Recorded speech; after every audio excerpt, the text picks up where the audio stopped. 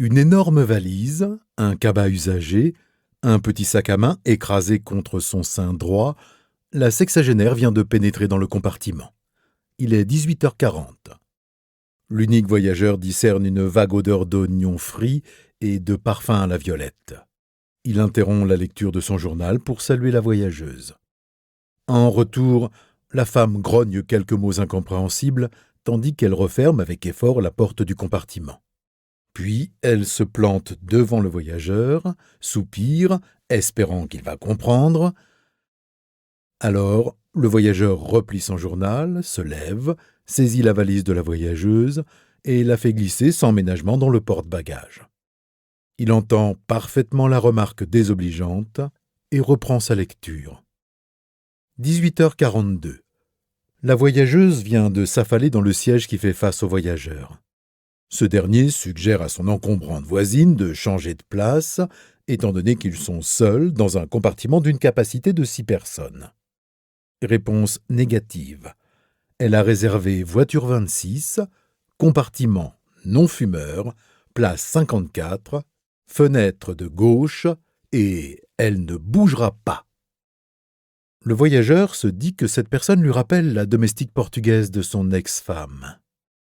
Le train s'ébranle, le voyageur se positionne légèrement de biais afin de ne pas rencontrer les genoux de son vis-à-vis et reprend sa lecture. Le voyage commence.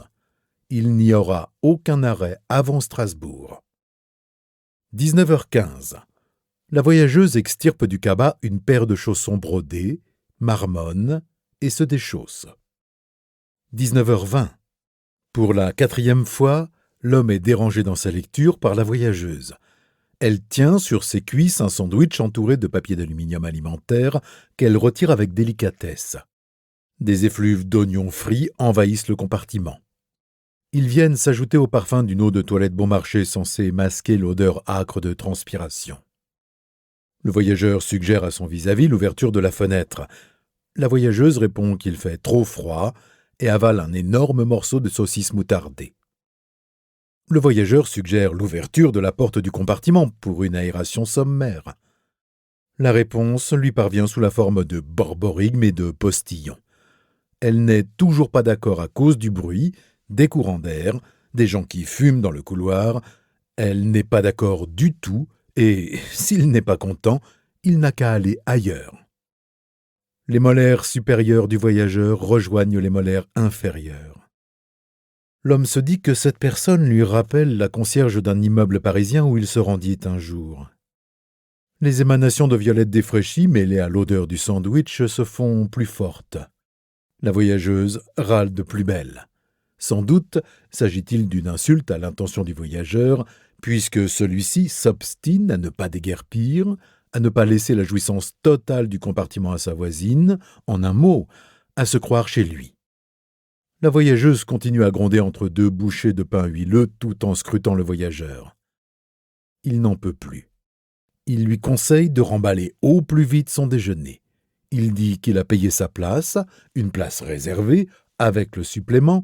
Il dit qu'il n'a pas l'intention de quitter son siège et que si elle n'arrête pas de bouffer son sandwich abominable, il va la balancer hors du train. Elle menace de le dénoncer au contrôleur et mord dans son déjeuner avec véhémence.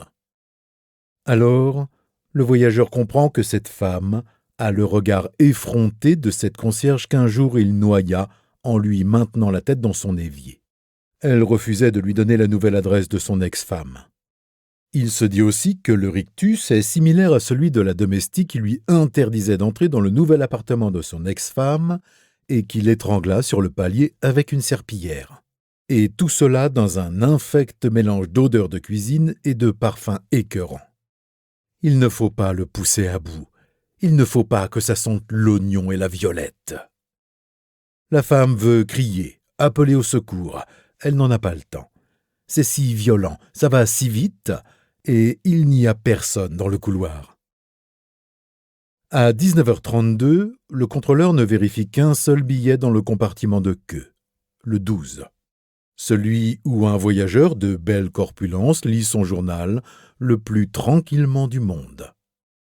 Au passage, le contrôleur a refermé la porte donnant sur la voie. Elle claquait dans le courant d'air. Quelqu'un avait dû s'amuser à l'ouvrir. Les gens sont stupides. Un accident est si vite arrivé.